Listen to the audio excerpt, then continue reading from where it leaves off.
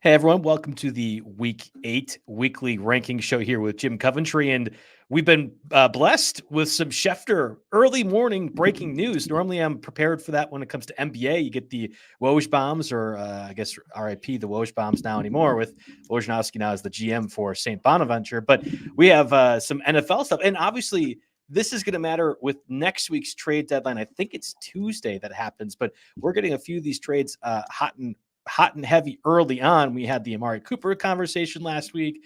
We had the Devontae Adams conversation last week. And we begin the show today with DeAndre Hopkins being traded to the Chiefs, Jim. And I think of the three receivers traded pre-NFL trade deadline, Hopkins matters the least fantasy-wise, but that's not necessarily because Hopkins is washed or anything else. It's just Amari Cooper, Devontae Adams, significantly different wide receiver talent. So what's your expectation?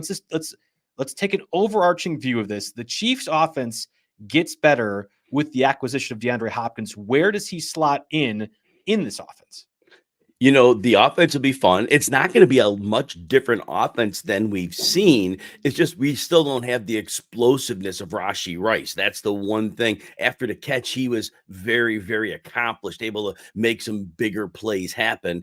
And obviously, Smith-Schuster stepped in a couple of weeks ago, and, the Saints couldn't tackle or whatever, but he's had a good game. Well, Hopkins is obviously way better than Smith-Schuster, not quite what Rashee Rice is, but Hopkins was productive.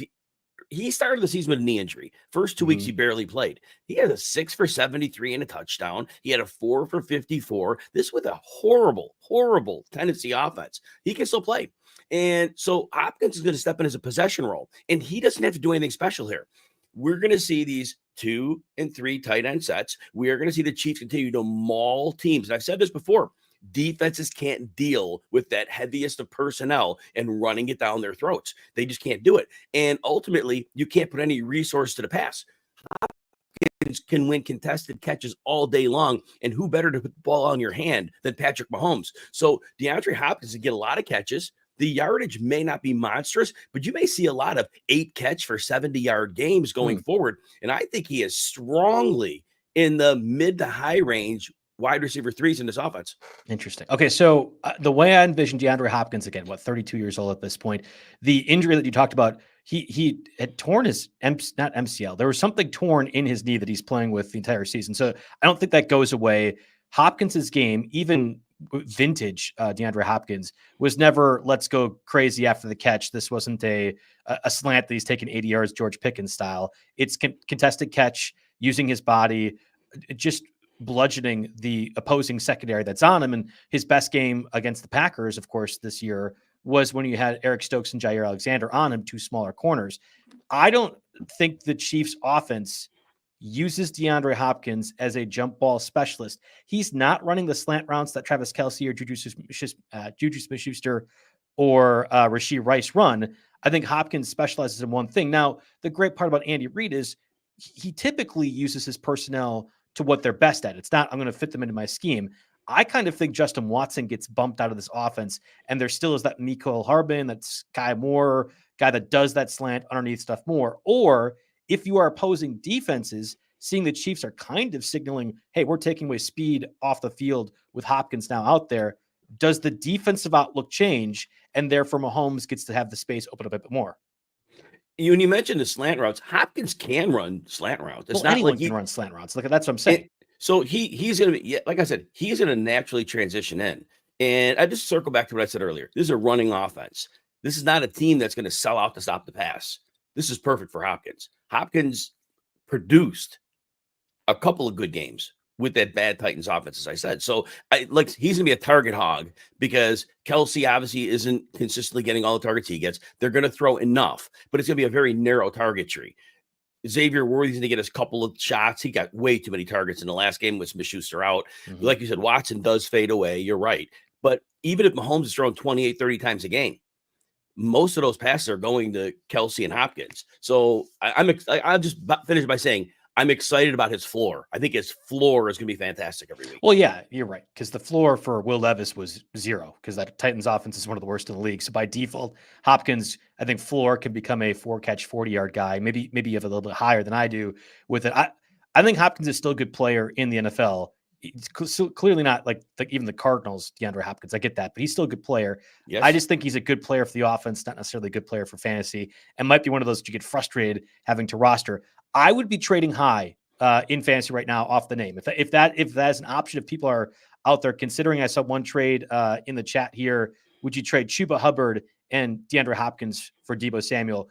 I'm not in the business of getting Deebo Samuel to put the Niners offense just a second, but that concept of let's just send Hopkins and something for a bigger player, if I can upgrade in any facet, I would be doing so using the DeAndre Hopkins name. Tyler asks in the chat here, what is the impact on Juju when he's healthy? So, well, yeah, by his right. But I think we're going to see Juju Smith-Schuster on injured reserve. We saw this with Nico Collins and the Texans just a bit ago. You don't have a guy that's already ruled out within the first day of the next week unless you're anticipating an extended absence for Juju Smith-Schuster. So I would not be surprised if he is effectively done for at least the next 4 weeks. And fantasy-wise, that's a killer because we're talking about fantasy playoffs by that point when Smith-Schuster might be back. Yeah, there's no doubt. It's Smith-Schuster right now. They needed a possession guy. And I'm not going to just like poo-poo the whole thing. I mean, Smith-Schuster did have chemistry with Mahomes from 2022. Mahomes was happy he had him. But DeAndre Hopkins he doesn't make mistakes, and that's the big difference. Juju makes a lot of mistakes, and in this offense, they don't need people to make mistakes. Their defense keeps them in every game they play, but Mahomes would probably be better off with a receiver that's going to run the right route, not drop the ball, and those are things that they need, and that's things that Hopkins gives them. And Smith-Schuster will see a very limited steps because remember, we're seeing 3 tight end sets. Yeah. That means you don't have more than one receiver on the field a lot of and time. He would be that's the one that profiles to be that guy. That's the one value for Hopkins. Yeah, I agree with you on that one. Yes. So we're changing things up. Obviously, with the news of DeAndre Hopkins, we typically go quarterback first, but my ADHD brain needs to have us sticking the receivers. So the jewel of the waiver wire period this week was Jauan Jennings, of course.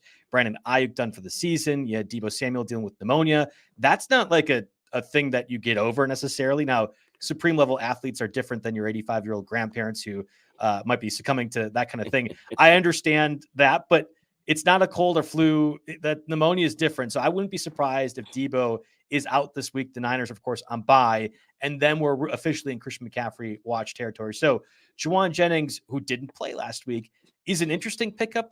And I think was the top waiver wire pickup for a reason. But I'm going to pose it to you. Would you rather have Jauan Jennings this week or Ricky Pearsall? And rest of season, how are you valuing those two receivers? So I'm giving Jauan Jennings the edge here. The 49ers, they use Deebo because I think Deebo may miss a game in the buy-in, whatever. But Deebo's a chess piece. But they use their outside receiver in this offense, and that was Brandon Ayuk. Pearsall's not an outside receiver. He's a slot guy. That's all he is. The slot receiver is not a great high-volume position unless it's Deebo weaponized. And so Jauan Jennings, big-bodied receiver, we love him for his blocking, but also, as we're saying, we see that he can play on the outside, and that's what they're going to need right now. And he is a very accomplished receiver.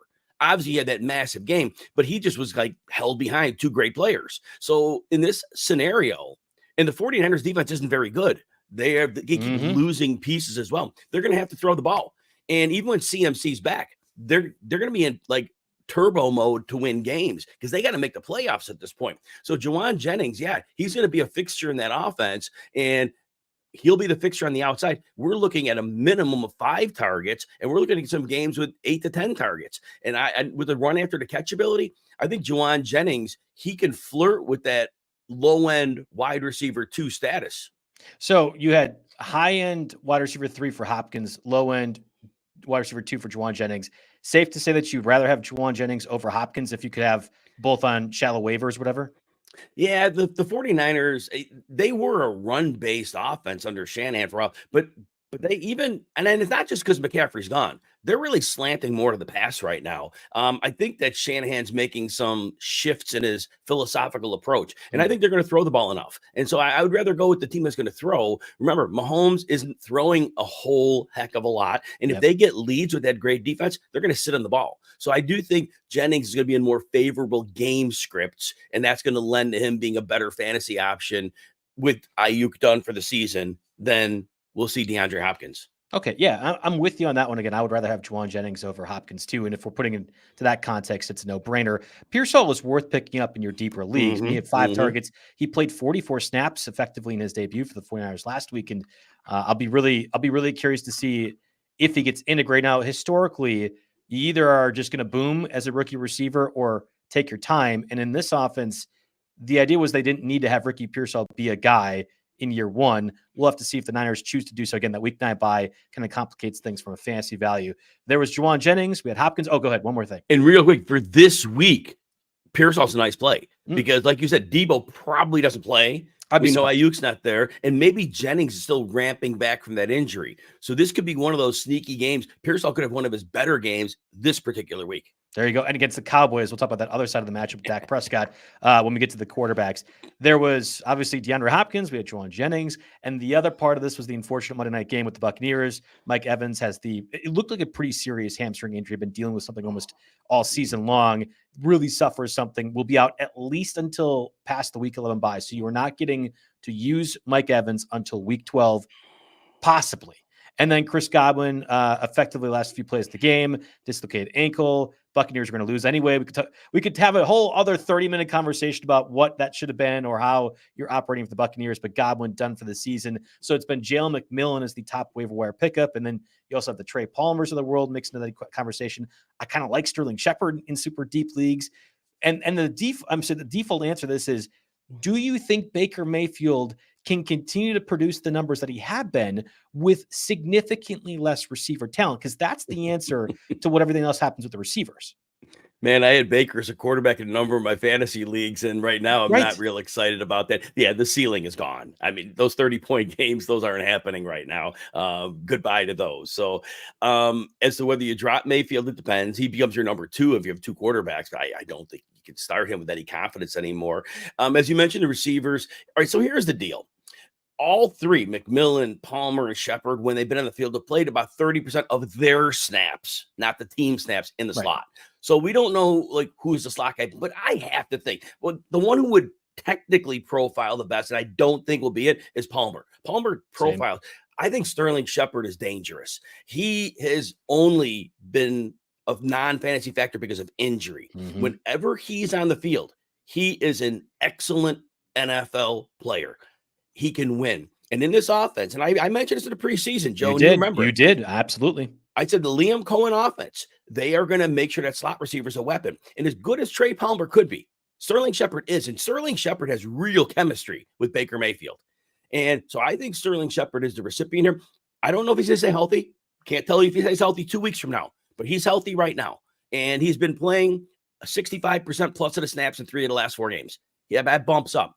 He's the guy. And I have him, again, until he gets hurt, and I'm going to qualify that as a top 40 receiver because he is going to get volume here. The Bucs defense is awful. It's getting worse every week. Jamel Dean just went on the IR. So they're going to have to throw. And it's not going to be pretty. And Baker's going to throw his interceptions. So his old college teammate, Sterling Shepard, here we go. We're going to see some.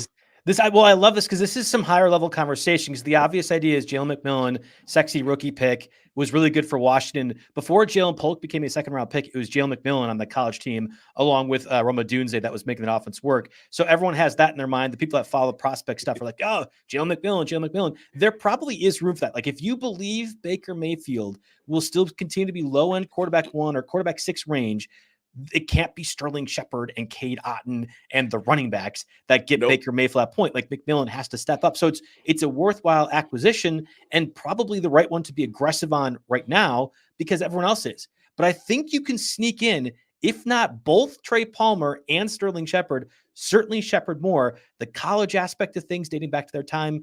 It feels like a decade. Well, it probably is close to a decade now at this point.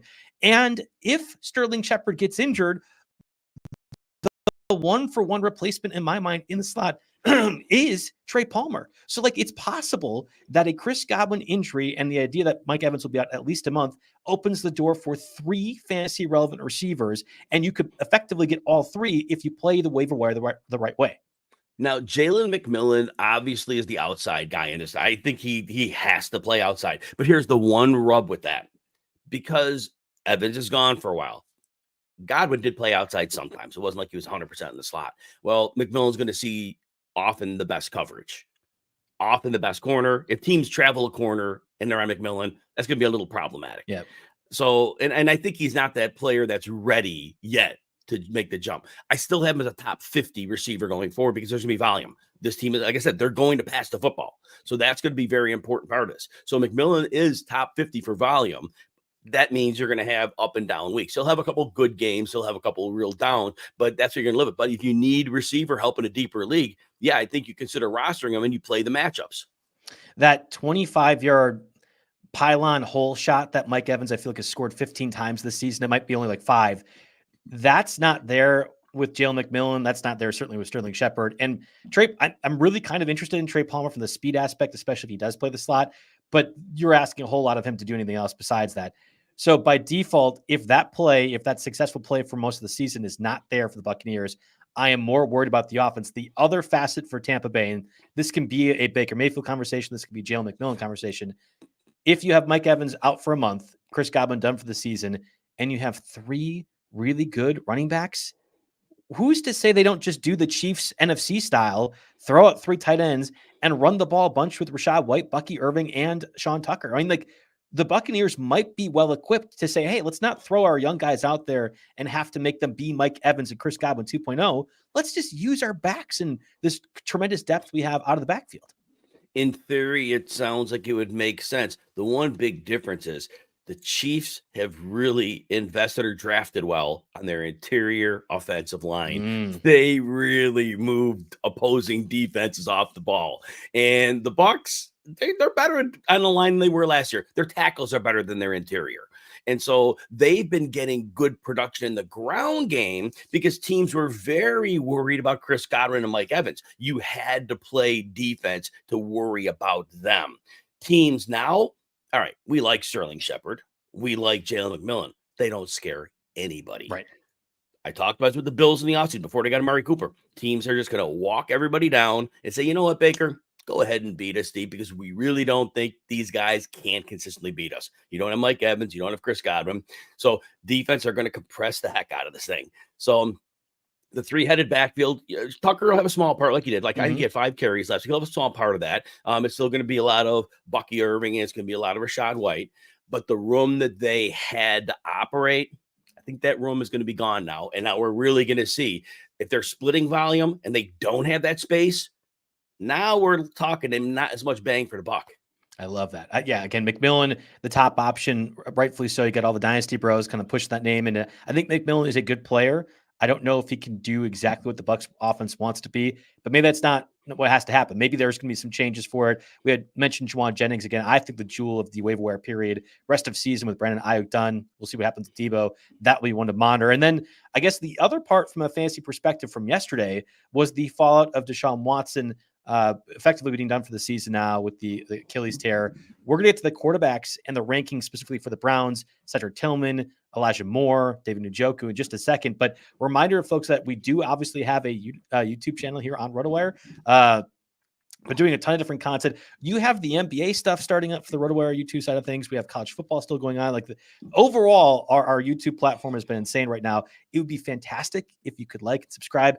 We have to boost Jim's numbers. That's the main part here. We want to get Jim to be one of the top fantasy football YouTube guys out there. Don't worry about me. We're liking and subscribing for Jim and Jim only. So please go ahead and do so if you're out there. And reminder, folks, right down below, rotowire.com/try gets you 48-hour access to the site. We'll talk about that a little bit later on when it comes to the DFS picks and props tools that we got going on. But please like and subscribe if you can for this video if you get a chance. So Deshaun Watson done for the season.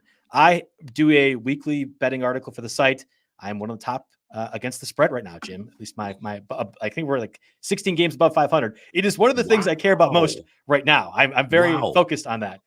I have made a point that I said I will not write more than one sentence until the Browns care. Because why should I care about their offense if the Browns don't care when Deshaun Watson is your quarterback? Well, they didn't make like the right change, but the change is going to be forced upon them and will hopefully matter from a fantasy perspective.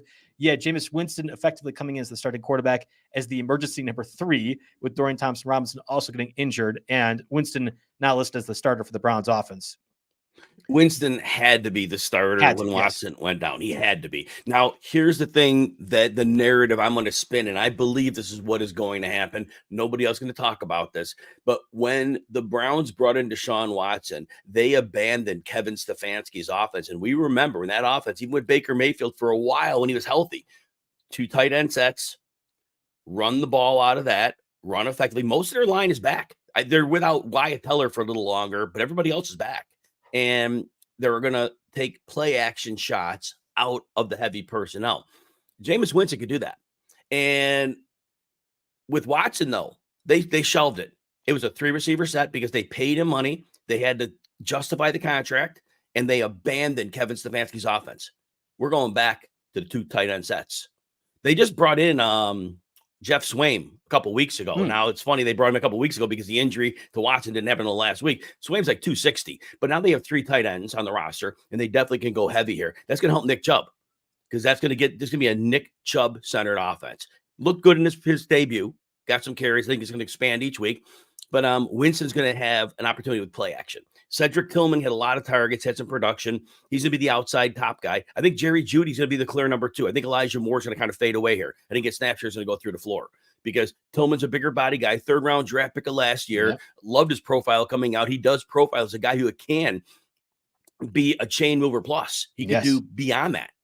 I'm excited for I think he's a little crafty as a yards after catch guy, but at Tennessee, it was Jalen Hyatt, who, of course, was drafted in the 3rd round by the Giants. Speed threat, Hendon Hooker's throwing the ball. The offense is so different for Tennessee in college and the NFL. But if you're saying, hey, the 99 speed Madden guy or the one that can be a possession guy and also yards after the catch, well, you and I who watch football all the time are like, we know that yard after catch guy is going to profile well. So just because Jalen Hyatt hasn't been successful, I think Cedric Tillman actually now with this emphasis on a different offense, especially one catered to the run and then play action, Cedric Tillman's really, really interesting to me. Yes, he is very interesting. It's going to be tough to predict him for fantasy because we really don't know what version of Jameis Winston we get. This, in theory, should be the best situation for him. It's a defense that's going to keep games somewhat close. This defense will be much more engaged now because I really think this team had a fog over their heads because of Watson. I really think that everybody was just like giving up behind the scenes. That's my personal belief. I think they're going to be re-energized here. But like I said, when you got a play action offense with a good defense, Winston's not going to be on these bad teams like the Bucs he was with, where, you had to throw, 50 times and now you get 3 picks and all that fun stuff. This is more of a 28, 30 pass attempt Winston. Jerry Jeudy is going to be a very effective over the middle guy for Winston. There'll be those. They're going to get targets, but David Njoku is a big part of this offense. And the screen game for the tight end, that's something that they've really added into that offense. And that part stays, I believe. I think that part, even when they run heavier sets, I think you want that screen game into Njoku because of his athleticism. So I don't know how big the pie is going to be for those 3 receivers. So I think Njoku, I think his value does remain like a top 7 tight end. Okay. It doesn't go up much higher, you're saying it's no, because they were targeting the heck out of him as it was, So, I mean, it's hard to go up from there, right? Because I think the passing pie goes down. Because I don't think they're going to be trailing as much as they were. I want to interject because the Kevin Stefanski offense was run last year when Joe Flacco was quarterback, right? And yet Flacco, it felt like, was attempting 40 passes a game. To me, Winston in 10 years might as well be this decade's version of Joe Flacco. Like I could see that very much happening in the way that their games have translated over the years. I think Winston's a perfect 1-for-1 replacement of Flacco and the willingness to throw. So if Flacco was averaging 40 attempts a game or whatever it was, I don't know if it was quite that way, but he was passing a lot. Why is it going to be different with Winston now under center? Nick Chubb. End of story. Nick Chubb. Nick Chubb's the centerpiece of this offense. And obviously he missed all last year. Week 2, he tore up his knee. But Flacco, don't misunderstand. Flacco was in the same system that Watson was in. But the beauty of Flacco was he got the ball out super quick because he could read defenses. He was 30? How old is he? 37 last year? 38? He's old, but he was around the league so much. So what happened with him, the beauty of why that worked was, well, he had Amari Cooper to start. That certainly helped in Njoku, but he got it out super quick and it worked. And so Joe Flacco, it was like a perfect idea for, in the short and intermediate area, he was okay. But Winston, Winston's a little longer developing. He's not quite the guy you're going to have that same level of confidence reading fast defenses. You need him to have play action. You need him to have slow, more time to develop it. He's not that same type of quarterback as the long veteran Joe Flacco. Drake May and Bo Nix have emerged over the past couple of weeks as waiver wire targets that should at least be on your roster. Especially Bo Nix has been adding value from a rushing perspective. Drake May is going to just gunslinger produce and has some rushing floor as well. Patriots offense is miserable. So Winston in context with Drake May and Bo Nix, pretty clearly number 3 among waiver wire targets. If you're doing it like that, that's a fair statement. I think because the running ability. Now, May didn't run for much last week, but we know that he definitely can run for yardage. Bo Nix has really been turning up the running. That running is critical. Even Kyler Murray, who's not even a good passing season, he's just tearing it up on the ground. And I mean, obviously, May and Nix aren't running to the level of Kyler Murray, but it's so important. It's so important. So, yeah, I do think you put them ahead. Can Winston run? Yes, but he's not. He's had games, but he's not what you would consider a guy that's going to look to run. Yeah, and closer to 30 as well, too. I would agree with you from an age perspective. Real quick, because we were talking about the Buccaneers offense. Michael is asking, from a waiver wire perspective, we talked about Sterling Shepard, who we like. There's Trey Palmer, Cedric Tillman. Which one would you be prioritizing in deeper formats? It's going to be close between Shepard and Tillman.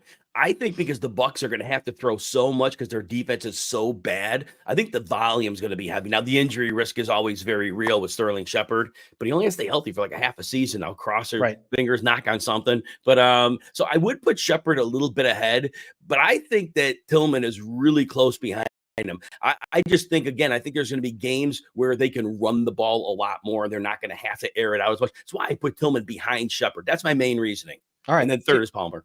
Yeah, so good breakdown on the Browns offense, again, from David Njoku to Cedric Tillman is one of the top waiver wire pickups, kind of a unheralded group because you have Jalen McMillan and Juwan Jennings at the top, but Sterling Shepard and Cedric Tillman probably can be widely available in your 12-team leagues, your friends and family ones, and I think they could have crucial fantasy impact. Let's turn our attention to one of the fantasy darling quarterbacks, Jayden Daniels, of course, does in fact injure his ribs. That was something that you and I had talked about. A lot of people have been on that for a while, that it could happen. Now, you got 8 weeks of quarterback 1 overall fantasy play in Jayden Daniels, so you are more than happy if that happens. Listed as week to week. When a team says week to week, I almost instinctively say, well, they're not going to play that week. Michael Pittman and his soon-to-be IR stint, but then plays the following couple days, that's different. That does not normally happen, and especially if you have your franchise pillar, your cornerstone in Jayden Daniels, I'm assuming he does not play. So Marcus Mariota instead enters what was going to be a really intriguing quarterback battle between Caleb Williams and Jayden Daniels. Let's not talk about Mariota because I think what we saw was sort of a mirage against a Panthers team that might lose to Alabama or Georgia at this point with the way they've been playing. I think Caleb Williams has been trending up significantly now. And we had mentioned, you had specifically said in these weekly ranking shows back in week 2 or 3, Caleb's going to struggle because he's a rookie, but don't drop him because the Bears offense could be producing at a certain point. And we've seen that now over recent weeks. So against this Commanders defense, is Caleb Williams going to be a low-end quarterback 1 play? Yeah, matter of fact, Caleb Williams, I think, is an excellent play this week. I have him as my quarterback 8. Washington is decent against the run. They lost Jonathan Allen. That really hurts. Now, Swift has been going, but the Bears really want to run this team through Caleb Williams, and they're going to be balanced a bit. But I do think they're going to let Caleb Williams turn it loose. And I believe with that bye week, he has just grown exponentially with his pocket awareness. I call it spatial awareness. He's understanding. You saw before the bye, when bodies were around him, the first few weeks, he was just bailing out and not knowing what to do. In those last couple games, he was just sitting there. He knew exactly when to get out. He knew exactly where to go with the ball. He's looking off safeties. And Washington, oh my gosh, like very little pass rush, very bad corners. And this is going to be fun. Caleb Williams, and he's running too. He's run, I believe, 2 of the last 3 games. Put up good rushing numbers. I think Caleb Williams is matchup dependent, of course, but in most games, he's going to be a quarterback 1 going forward. Yeah, I think you're firing up DJ Moore and probably Keenan Allen as well, too. When Keenan Allen's healthy, it's not Chargers, Keenan Allen, Phillip Rivers stuff, but I think Keenan Allen certainly seems to be adding a value. And Caleb Williams now, from a timing perspective, is more able to adapt and take on Keenan Allen's, I think still one of the best route running in the league, again, when he's healthy. Adunze is a different situation. I almost wonder if and when it's announced Mariota is the starter for the Commanders, does the game script get out of hand to the point where Odunze might not be a flex play? I think that's kind of the question you should be asking yourself. Yeah, and Odunze's not getting consistent target volume. 2 last week. He had a 6. He had a 3. They had injuries when he got 11, so we kind of throw that one out. But he's about an 80% player. He is definitely the third or fourth option. Cole Kmet's been very busy. So they try to take a deep shot to Odunze every game. They've missed on more than they've hit. I think that's going to get better over time. But yeah, he's very tough to start here. And so, yeah, I do think he is the odd man out. And I don't, like you said, game sure could be the Bears playing with a lead. I bet them in this one for sure. I got the line at -1, and then the injury came out about the quarterback. Jayden Daniels is like 2.5 now. But that's it. Yeah, I do think Odunze is a tough start. Big media will make me have to talk about Cowboys 49ers. Of course, Niners disappointingly lost to the Chiefs despite the Chiefs' heavy rush emphasis last week. We have entered a stage, of course, Cowboys coming off a bye week. Mike McCarthy historically pretty good at that, dating back to the Packer days as well, too. We've come to a point that this is a must-win game for both the Cowboys and 49ers. We talked about at the top of the show, Brandon Ayuk done for the season. We don't know if Deebo Samuel, I would assume Deebo Samuel does not play this week. Litany of injuries along the Niners defense. I kind of think Dak Prescott's due for a good game, but there's been super inconsistent performances. Of course, that Lions game, the most recent one, absolutely dreadful. The roller coaster experience of the Dallas offense might be fired up once again, I think. Dak Prescott, it's a house of horrors for him when he plays San Francisco. Yeah, true. He has really had a bad time, and this offensive line is not helping him. Both tackles are not doing well. Terrence Steele has been bad. Rookie on the other side not getting it done. I didn't get a second-year guy on the outside, but the rookie center, I should say, he's not been great in pass protection. Even though Javon Hargrave's been gone for a while for the 49ers, they still got Nick Bosa, and Nick Bosa's just leading the charger. Look, Dallas, they can't run the ball, and this would be a game you want to run because the 49ers are not a good run defense, but it's not like Rico Dowdle's a sustaining running back. And Dallas, unfortunately, is going to probably be in a game script where they're going to have to pass, and the 49ers will be able to pin their ears back and get after them. And I know they're depleted on defense, but they can rush the passer, and they still got good enough corners, and I'm very concerned for Dak Prescott here. So this is a question that I'll have to deal with in the Stake League, and I'll selfishly ask you it now. Jared Goff and the Lions look like they're set for a very easy win this week. That could be a David Montgomery, Jahmyr Gibbs game, or would you rather go Dak Prescott, who might be in a bad spot, but you're going to accumulate yardage even if they're down 30 theoretically. They didn't against the Lions 2 weeks ago, but they theoretically would be able to. So how would you look at that, Jared Goff or Dak Prescott? Yeah, I'm going with Jared Goff here. I have him as my quarterback 13. I got Prescott as my quarterback 15. But here's the thing. When we look at Goff, the pass attempts have been super low. He hasn't had, I don't think, more than 25 attempts in the last 4 games. Real close. And if I'm a little bit off, sorry. But he's been efficient with that. And that's the thing. He's going to throw at least 1 or 2 touchdowns here. The Titans, you look at their fantasy numbers against, and they look like, oh my gosh, they're a great pass. No, they haven't played anybody. Look at their schedule. Their schedule has been mostly easy across the board. So that said, this is a different animal. And so I think that this game, Jared Goff gets it done. That yes, it's going to be a Montgomery and a Gibbs game, but they can score 40 points. So everybody eats.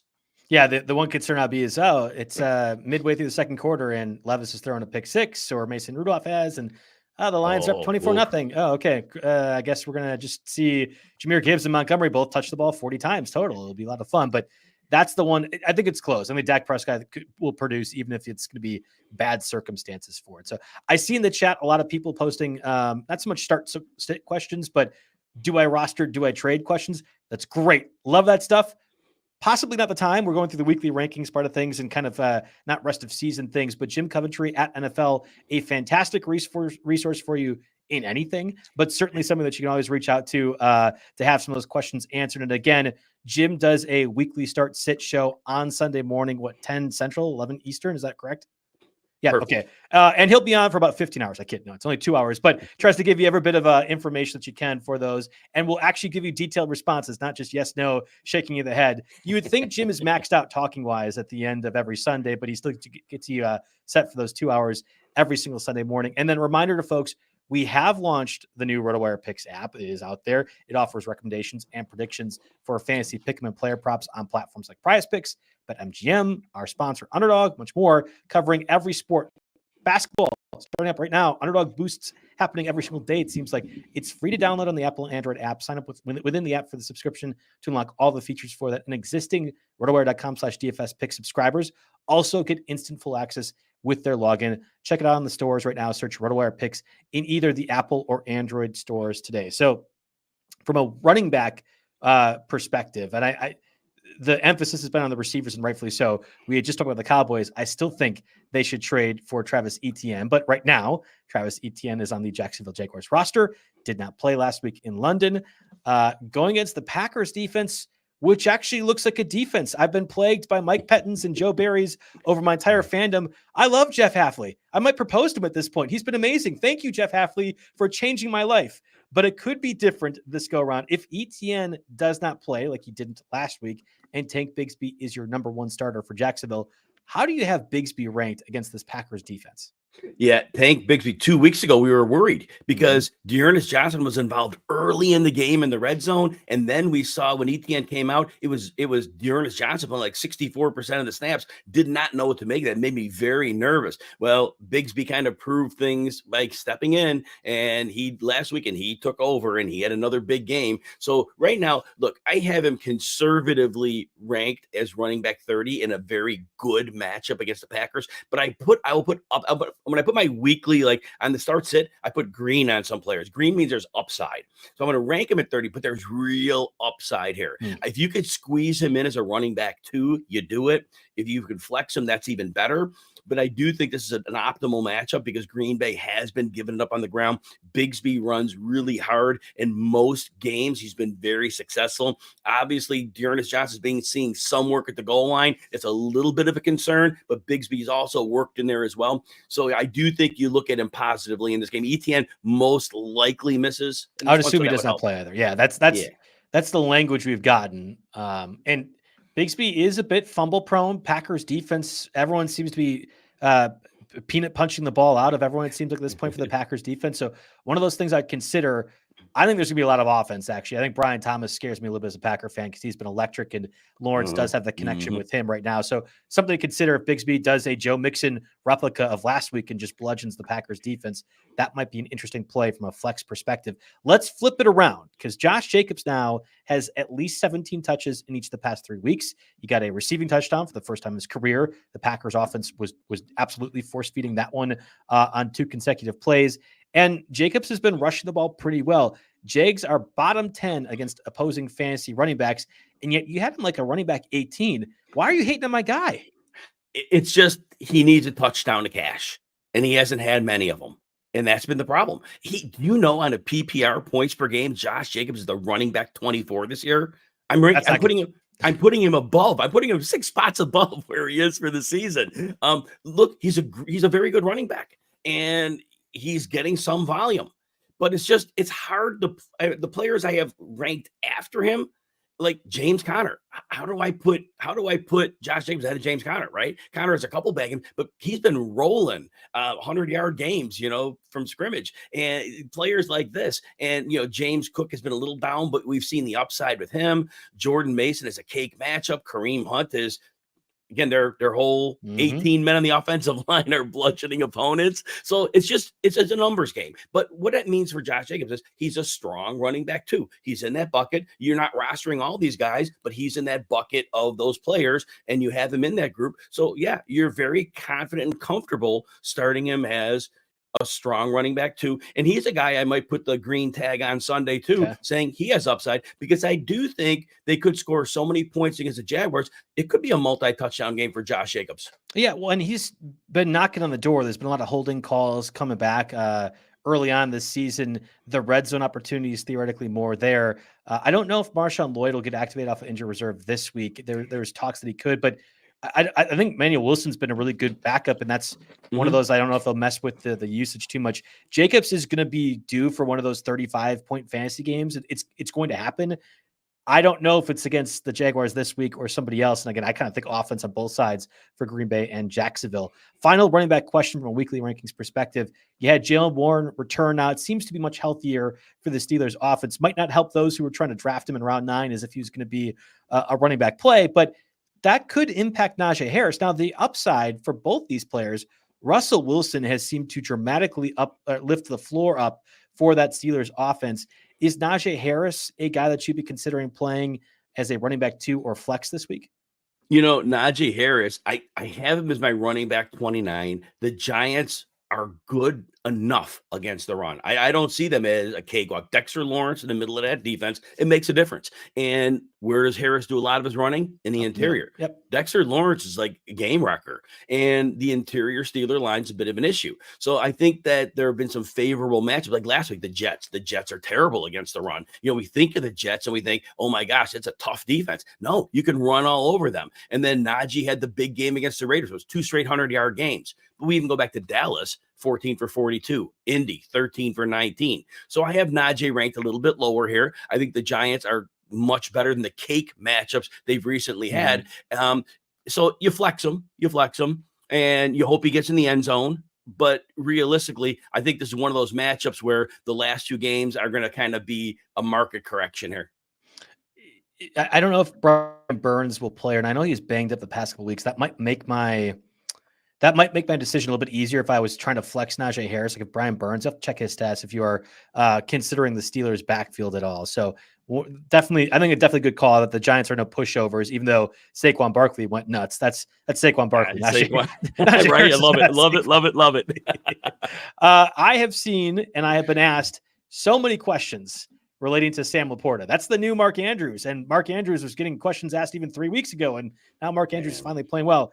What do you do with Sam LaPorta? And is it possible his fantasy outlook changes over at least the next 2 weeks because Jameson Williams got himself suspended again? Yes, that's a great call because LaPorta's been the clear number 3 in the offense. Here's the problem. I mentioned this earlier in the show. Right now, we have so few pass attempts from Jared Goff, 25, 18, and 23 in the last 4 games. Sam LaPorta, points per game, is the tight end 26 this year. 26. Wow. If you don't get targets, you don't get production. He had those 2 50-yard games, 1 for 52 and a touchdown. Fortunately, he had that catch because David had a 0. Otherwise, he had a 4 for 53. But we have just seen a bunch of low-volume games. Here's the thing, though. Jameson Williams' targets in the last 4 games, 1, 4, 4, and 3. So his targets have dried up since the 20 targets he saw in weeks 1 and 2 combined. So this team has become so low volume, and St. Brown's going to lead the team in targets. He's going to get about 8 of those 20. And then you're going to get the running backs, 8 running back targets last week, 6 the week before. So the running backs are going to get targets. The pie goes down and down. But if you're going, if you've held on to LaPorta to this point, and this is 1 week, you could consider starting him. And again, you look at Tennessee's numbers against the tight end, you'll be like, oh man, it's a bad matchup. Again, they haven't played anybody.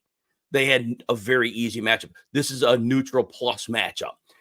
It's possible LaPorta gets 5 targets this game. Possible. That'd be high for him for this year. He could get 5.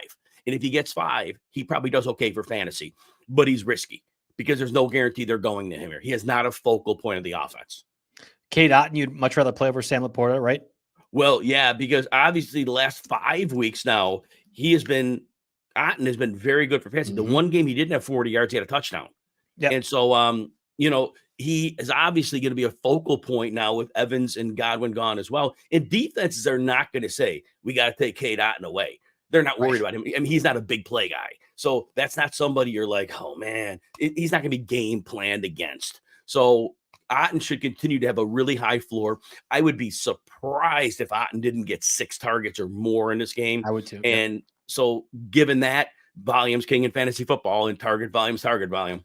You're playing Cade Otton, you're playing Tucker Kraft over Sam LaPorta. And then when you're considering those, you're already talking about like tight ends 11, 12, 13. So it's low end tight end 1 range for Sam LaPorta. And I still fear that the Lions are just going to be 28-0 at the end of the first half. And then it's just no passing opportunities. But if the Lions were to get to 28-0, it's probably because Sam LaPorta at least scored once. He was such a touchdown guy last season, hasn't been able to make good on that at all. So we'll have to see what happens from his fantasy value out there. Last question for you, Jim, from Weekly Rankings. We had just dealt with the Mark Andrews fantasy experience. We're not currently embracing it with the Sam LaPorta fantasy experience. Mark Andrews and the Ravens look dynamic. Now, Mark Andrews isn't getting targeted a lot, but he is getting the red zone. Literally, Lions last year. That's kind of what happened with Sam LaPorta. is this a matchup dependent thing, or is Mark Andrews now more comfortably started on a week-to-week basis for you? Defenses have no clue how to defend the Ravens right now.